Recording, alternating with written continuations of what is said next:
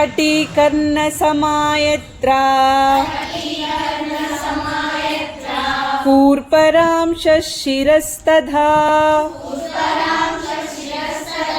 समुन्नतयुरश्चैव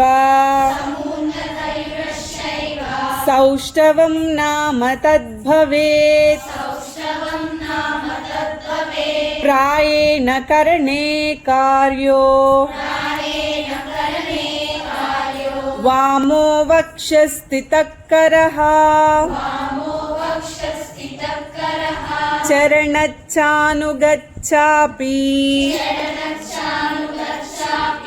दक्षिणस्तु भवेत् करः